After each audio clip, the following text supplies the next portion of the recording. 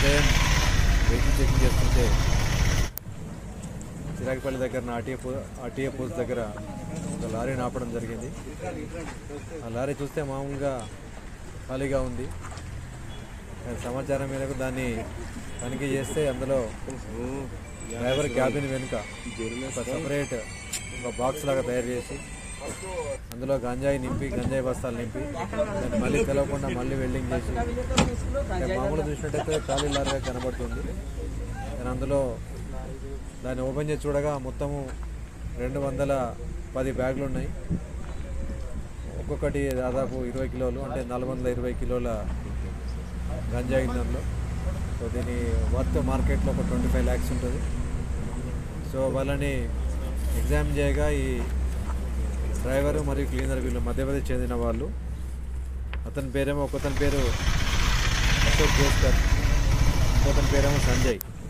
వీళ్ళిద్దరు కూడా పరశురామ్ పర్కాలే అనే వ్యక్తి దగ్గర పనిచేస్తున్నారు.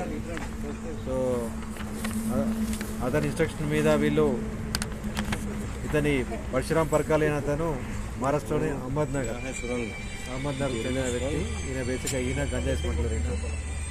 సో వీళ్ళు ఇక్కడ ఆంధ్రప్రదేశ్లో ఏలూరు దగ్గర ఈ ప్యాకెట్ లోడ్ చేయించుకొని ఈ అహ్మద్నగర్ మహారాష్ట్రకి తీసుకెళ్తున్నారు. సమాచారం మేరకు మనం ఈరోజు దాన్ని పట్టుకోవడం జరిగింది. సో దాన్ని మన తహసీల్దార్ సమక్షంలో సోదాలు జరిపి గంజాయిని స్వాధీనపరుచుకున్నారు.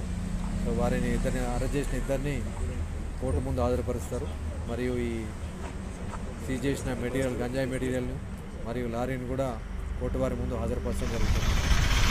తర్వాత వీళ్ళు ఎవరైతే ఈ పరశురామ్ పర్కాలే ఉన్నాడో అతన్ని కూడా పట్టుకోవడం జరుగుతుంది. అతను ప్రస్తుతానికి వీళ్ళతో పాటుగా లేడు.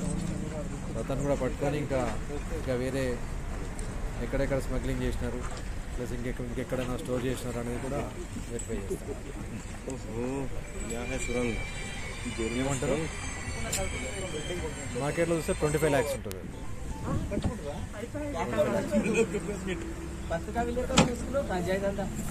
సమాచారం ఉంది, స్మగ్లింగ్ అవుతున్న సమాచారం.